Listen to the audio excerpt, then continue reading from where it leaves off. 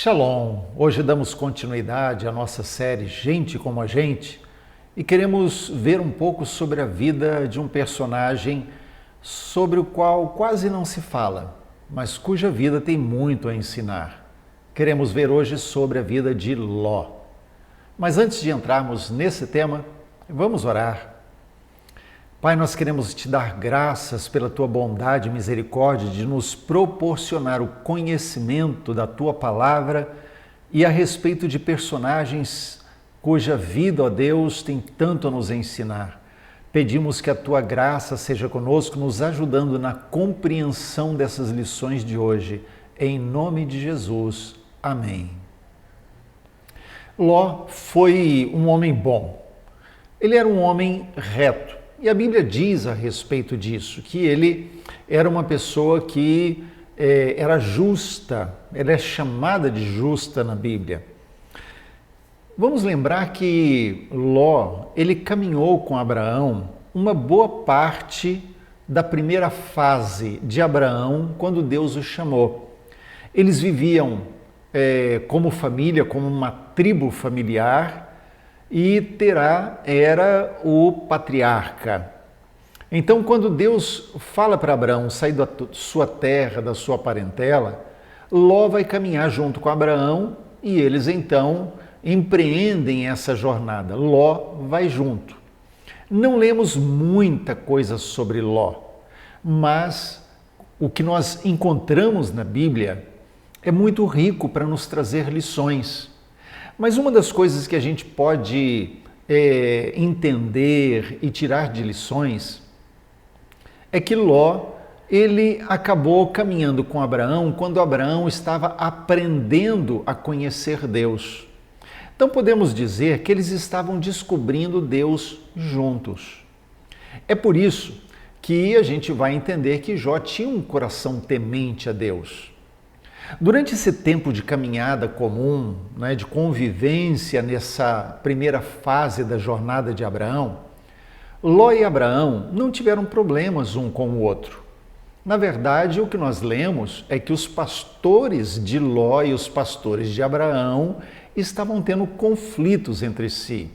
Mas, na verdade, Abraão e Ló, eles vêm caminhando juntos. Era o tio e sobrinho que se apegaram um ao outro, principalmente depois que o pai de Ló faleceu. Nós sabemos que eles viviam em Ur dos Caldeus, que era uma das cidades mais prósperas daquele tempo. Tinha aproximadamente 250 mil habitantes. E, se pensarmos para os termos daquela época, era muito grande essa cidade. E Ur também era centro cultural, econômico, militar e religioso muito importante. E devemos sim, de fato, destacar aqui essa importância da cidade. Centro cultural, econômico, militar e religioso. É por isso que Deus manda Abraão sair da sua terra, ou seja, dessa cultura de Ur dos Caldeus, e sair da sua parentela, porque saindo da sua parentela, sairia também desse meio cultural e de influência religiosa. Ur, por exemplo, era o povo caldeu, de um modo geral, um povo politeísta, eles criam em muitos deuses. Nanar, por exemplo, o deus da lua, ele era a principal divindade dos caldeus. Então, dentre tantos deuses que eles adoravam, tinha essa divindade que era a principal dentre elas. Então, é desse contexto cultural, religioso, militar, que Abraão sai. Inicialmente, a sua família vem junto, até que eles chegam em Harã. E dali por diante, quando Terá, o pai de Abraão, morre, eles seguem apenas Abraão e Ló. Quando a gente chega no capítulo 11 de Gênesis, nós vamos ver quando Ló aparece ali mencionado como sendo família de Abraão. Capítulo 11, por exemplo, os versos 27 e 28, diz assim: são estas as gerações de Terá. Terá gerou Abrão, a Naor e a Arã. E Arã gerou a Ló. Morreu Arã na terra do seu nascimento, em Ur dos Caldeus, estando Terá, seu pai, ainda vivo. Então nós vemos aqui que ainda quando eles estavam em Ur, Arã morreu, Ló, o sobrinho, com certeza se apegou ao tio Abrão, enquanto o seu avô Terá ainda era vivo, e ali é que começa a caminhada dos dois. Aí chegamos no capítulo 12, no verso 4, diz que Abraão partiu como Deus havia ordenado. Vamos lembrar que os versos 1, 2 e 3, Deus diz para ele: sai da tua terra, da tua parentela, para a terra que eu te mostrarei, farei de ti uma grande nação, abençoarei os que te abençoarem, amaldiçoarei os que te amaldiçoarem, em ti serão benditas todas as famílias da terra. E aí no verso 4 diz que Abraão partiu como Deus ordenou, para a terra que ele não sabia onde, não sabia qual, mas ele vai andando com Deus e descobrindo Deus. E o Senhor fez questão de registrar aqui que Ló foi com ele. Tinha Abraão 75 anos quando saiu de Harã e Ló foi com ele. Então, Abraão apenas com Sarai, sua mulher, e o sobrinho Ló. Depois Ló não aparece mais na história, até chegarmos no capítulo 13, que é o capítulo que mostra a respeito da separação entre Ló e Abraão. E aí sim, Abraão vai viver a sua história particular e Ló vai viver a sua história particular. Eles voltam a se encontrar, mas cada um agora caminhando da forma como escolheu. Até aqui era o sobrinho seguindo o tio. Agora o sobrinho vai ter a sua própria vida.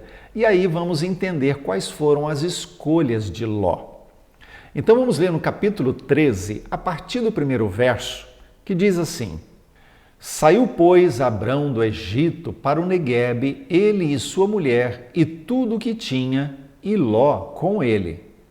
Era Abrão muito rico, possuía gado, prata e ouro. Fez as suas jornadas do Neguebe até Betel, até o lugar onde primeiro estivera a sua tenda, entre Betel e Ai, até o lugar do altar que outrora tinha feito. E aí Abrão invocou o nome do Senhor. Ló, que ia com Abrão, também tinha rebanhos, gado e tendas, e a terra não podia sustentá-los para que habitassem juntos, porque eram muitos os seus bens, de sorte que não podiam habitar um na companhia do outro. Houve contenda entre os pastores do gado de Abrão e os pastores do gado de Ló. Nesse tempo, os cananeus, os fariseus, habitavam nessa terra. Disse Abrão a Ló: não haja contenda entre mim e ti, e entre os meus pastores e os teus pastores, porque somos parentes chegados. Acaso não está diante de ti toda a terra? Peço-te que te apartes de mim. Se fores para a esquerda, irei para a direita. Se fores para a direita, irei para a esquerda. Levantou Ló os olhos e viu toda a campina do Jordão, que era toda bem regada, antes de haver o Senhor destruído Sodoma e Gomorra, como o jardim do Senhor, como a terra do Egito, como quem vai para Zoar. Então Ló escolheu para si toda a campina do Jordão e partiu para o Oriente. Separaram-se um do outro. Habitou Abrão na terra de Canaã e Ló nas cidades da campina, e ia armando as suas tendas até Sodoma. Ora, os homens de Sodoma eram maus e grandes pecadores contra o Senhor. Nós podemos ver nesse texto que Ló era um homem próspero. Não sabemos até que ponto Ló enriqueceu porque ele estava caminhando com Abraão, ou se Ló também já vinha de uma vida próspera, independente de Abraão. Mas o fato é que o texto que nós acabamos de ler, ele nos mostra que Ló era um homem próspero, Abraão era próspero e eles prosperaram ainda mais. Até que chega um momento em que uma crise se instala. Não uma crise entre Abraão e Ló, mas uma crise entre os pastores de um e os pastores de outro. Então Abraão, ele toma a iniciativa e ele percebe a situação e ele faz uma proposta conciliadora, vamos dizer assim, uma proposta de acordo. E ele diz, olha, se você for para a direita, eu irei para a esquerda, se você for para a esquerda, eu vou para a direita, demonstrando um desapego e podemos deduzir também, como alguém que já estava aprendendo a caminhar com Deus, como alguém que já estava aprendendo a descobrir Deus, Abraão estava confiando. Se Deus disse que daria para ele uma terra, Deus daria para ele a terra, mesmo que Abraão deixasse Ló escolher primeiro. Então Ló olha à sua volta e ele percebe então as campinas férteis. E ele olha para aquilo e ele pensa, olha, isso é muito bom, é um lugar perfeito para o gado, tem água, tem as campinas verdes onde eles podem encontrar o alimento. Então Ló, ele escolhe aquela região. E a primeira grande lição que isso mostra é que a nossa razão, ela pode nos trair quando nós não consultamos Deus. Porque se a gente olhar, a escolha de Ló, ela foi uma escolha lógica, básica. Ele olhou para as campinas férteis, ele olhou para o seu rebanho, que era numeroso, que ele precisava de pasto, ele precisava de água, e ele considerou, aqui é perfeito para mim. Então ele fez a escolha em cima de um raciocínio lógico, um raciocínio humano. No entanto, aquilo que ele fez como escolha, que todos poderiam dizer a melhor das escolhas, acabou se voltando contra ele com o passar do tempo. Então, aprenda uma lição. Por mais que nós tenhamos conhecimento, por mais que nós sejamos até expert em alguma coisa, a nossa mente pode nos trair, o nosso conhecimento pode se voltar contra nós se nós não dedicarmos tempo buscando Deus para entender Deus. Porque os pensamentos do Senhor são muito mais altos que os nossos pensamentos.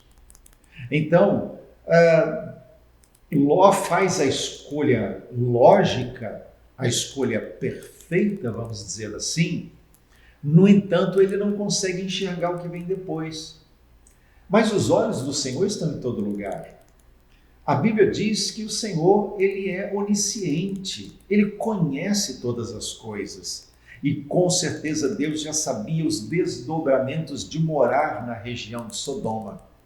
E se Ló, talvez, se ele tivesse consultado ao Senhor, Deus teria dito, olha, lá é muito bom hoje, mas amanhã vai virar um inferno. Não vá para lá. Mas Ló não perguntou ao Senhor, ele não consultou ao Senhor, ele não se preocupou e acabou colhendo o resultado de uma escolha errada.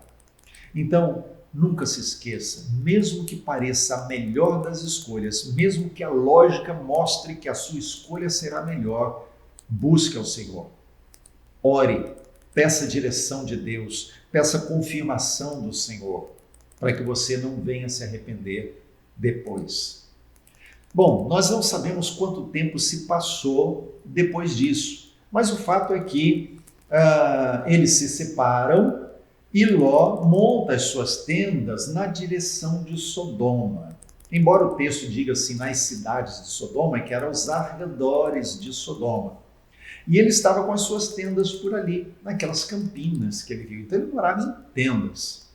No entanto, quando a gente lê a sequência da história de Ló, nós vemos que ele acaba indo morar em Sodoma. Então veja bem, Ló está morando nas campinas, mas perto dele, perto da sua família, havia uma cidade em efervescência. A Bíblia diz apenas que era uma cidade cujos moradores eram muito maus. Eles não temiam ao Senhor, eles eram contra Deus, eles faziam perversidades. Mas vamos considerar que Ló não soubesse disso claramente. Mas era uma cidade efervescente na sua vida, era diferente das vidas das tendas nos pastos, nas campinas. Então eu acredito que os olhos de Ló, da sua esposa, das suas filhas, se voltaram para aquela cidade e começaram a desejar aquele estilo de vida. E eles acabam indo morar em Sodoma e se estabelecem na cidade, não mais em Campinas. E o que a Bíblia revela é que Ló se torna um homem importante, um homem influente na cidade. Bom, ele está morando ali, não sabemos quanto tempo se passou, mas até que há uma guerra. E 4 reis se unem contra o rei de Sodoma e mais outros 4, ou seja, eram 4 reis contra 5 reis. Essa guerra de 4 e 5 reis aí, ela acaba trazendo prejuízo para o rei de Sodoma, o rei de Gomorra, e Ló acaba se tornando refém no meio dessa guerra toda. Lá no capítulo 14 de Gênesis, no verso 12, diz que os adversários, se apossaram também de Ló, o filho do irmão de Abraão, que morava em Sodoma, e também se apossaram dos seus bens e partiram. E Ló, então, fica refém. Quando Abraão descobre isso, quando ele fica sabendo desse acontecido, ele reúne um pequeno exército com os seus próprios homens e vai resgatar Ló. A pergunta que fica é, onde Abraão aprendeu? Porque ele reúne apenas alguns homens. E com esse pequeno exército, ele vai para a guerra e ganha aquela guerra. Onde Abraão aprendeu? Então temos que lembrar Ur dos Caldeus, o lugar de nascimento e onde Abraão cresceu e ficou até os 75 anos de idade, era uma potência militar daquele tempo.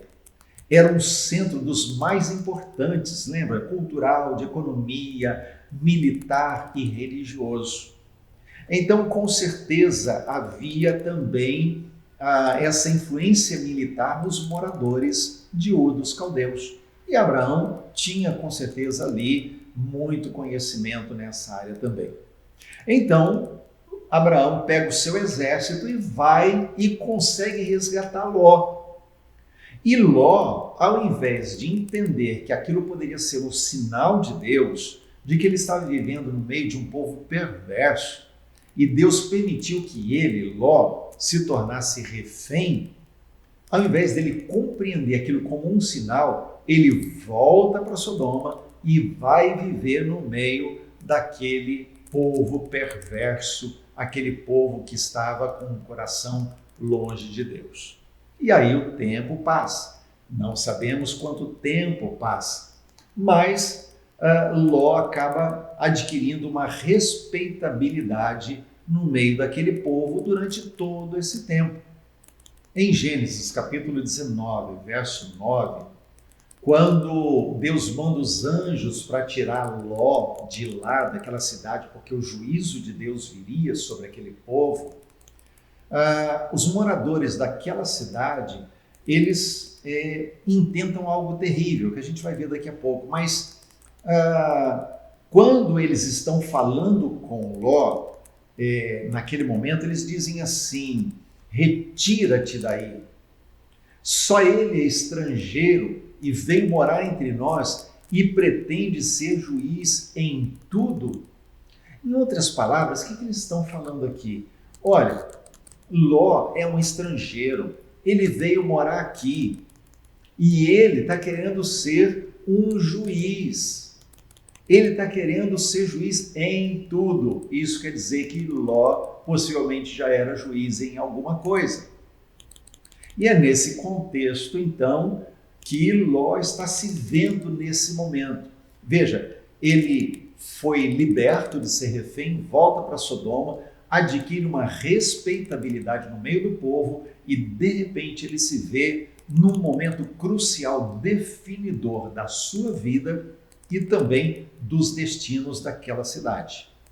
Então, é por essa época que Abraão está lá nas suas tendas em Canaã, quando vem ao encontro dele 3 anjos. Abraão está junto ao carvalho de Manre e ali 3 anjos se encontram com ele e há um diálogo que nós não vamos entrar aqui por conta de a história ser de Ló e não de Abraão. E é quando Abraão entende o que Deus vai fazer com Sodoma. E Abraão intercede por Sodoma. Ele clama ao Senhor porque ele sabe que o seu sobrinho amado está morando ali. É aí que no capítulo 19 de Gênesis, a gente vê os anjos enviados pelo Senhor chegando em Sodoma para libertar Ló da destruição que viria sobre aquele povo, aquela geração de Sodoma e de Gomorra. Mas quando os anjos entram na casa de Ló, e Ló os recebe sem saber que eram anjos, então veja, eles tinham um coração bom, ele era bom de coração, ele recebe aqueles 2 homens, aqueles 2 estrangeiros, sem saber que eram anjos, só depois ele fica sabendo realmente das intenções deles e o que Deus estava querendo fazer. Mas os moradores daquela cidade, eles eram tão perturbados na mente, eram tão contaminados pelo pecado, eram tão perversos no coração, que eles queriam invadir a casa de Ló para se viciar, para ter relação com aqueles anjos, aqueles homens estrangeiros visitantes. Eles queriam abusar sexualmente deles. E Ló enfrenta aquela turba e ele se opõe a isso, corre o risco de a sua esposa e as suas filhas sofrerem as consequências. Aqueles homens tentam invadir a casa e eles iriam fazer um estrago ali. Então um dos anjos simplesmente ergue a mão e torna aqueles homens cegos temporariamente para que eles não conseguissem o intento de invadir a casa de Ló. E a Bíblia diz que ainda assim Ló ficou temeroso de sair, ficou enrolando, embromando, ele ficou empurrando com a barriga e não vemos uma atitude proativa de Ló de se ver livre daquela situação. Então, o que acontece? Os anjos têm que apressar Ló e quase que tiram ele à força da cidade, porque é assim que acontece. Quando nós nos apegamos muito às coisas desse mundo, quando o nosso coração fica muito apegado a bens materiais, é muito difícil a gente largar. Mesmo quando temos revelações de Deus, mesmo quando temos experiências com Deus, ainda assim, o nosso apego a bens, a coisas, às vezes falam mais alto do que a voz de Deus. É por isso que eu considero que existe uma conversão que é mais difícil do que a conversão do coração. Uma pessoa entregar a vida para Jesus é difícil porque é uma luta, é uma batalha, é uma guerra espiritual. Mas a conversão do bolso é mais difícil do que a conversão do coração. Porque há pessoas que nascem de novo, elas se convertem, vencem a guerra do coração, mas não conseguem se converter no bolso. E aí, roubam a Deus nos dízimos, roubam a Deus nas ofertas, são mesquinhas nas suas ofertas, no abençoar pessoas, não semeiam no reino nem na vida de outras pessoas, porque tem um coração mesquinho. Então, o apego a bens materiais é algo que muitas vezes consome as pessoas e impedem delas viverem de fato o reino.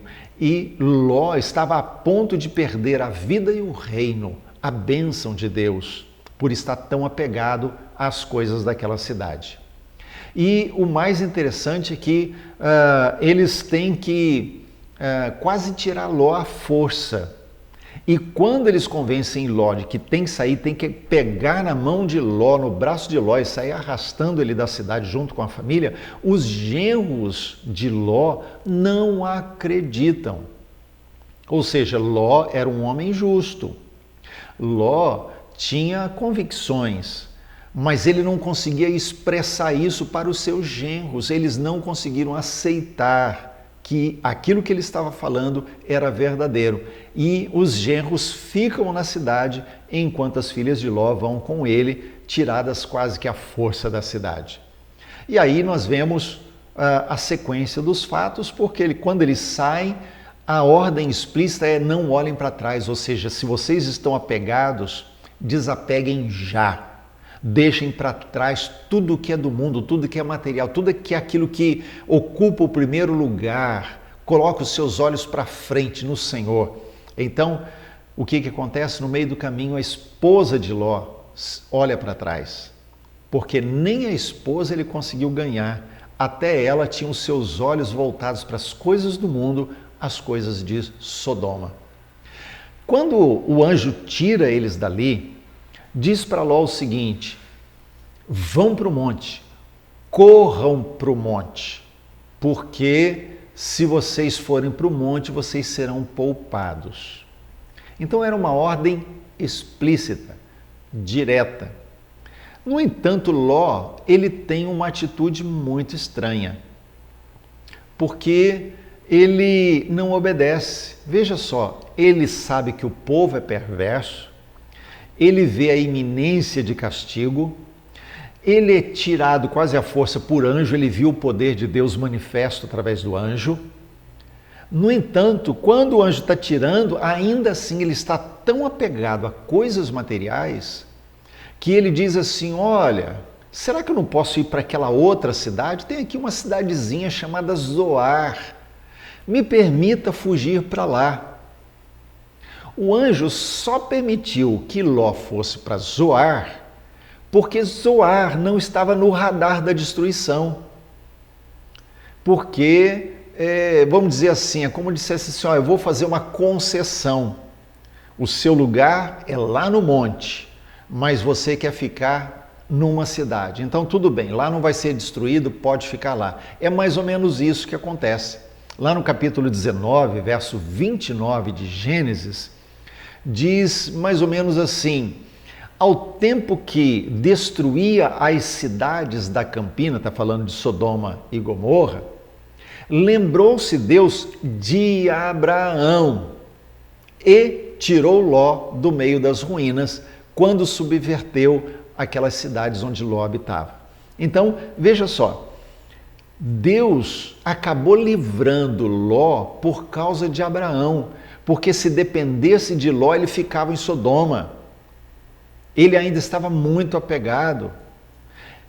Você entende por que Jesus falou que nós não podemos servir a dois senhores ao mesmo tempo, porque ou agradamos um e desagradamos outro, ou vice-versa? Não podemos servir a Deus e a Mamon. Servir a Deus e a esse mundo é impossível. Quando o nosso coração está nesse mundo, nas coisas materiais, nós temos muita dificuldade de obedecer Deus e começamos a encontrar muitas desculpas para desobedecer. Se dependesse de Ló, ele teria ficado lá. E veja, ele era um homem justo. Ele era um homem que se incomodava com a perversidade daquele povo. No entanto, ainda assim, Ló relutava. E ele só foi salvo por causa de Abraão. Ló, ele tinha um problema muito sério. Muito sério. Eu convido você a ler comigo, lá em 2 Pedro, capítulo 2, os versos 6 a 8.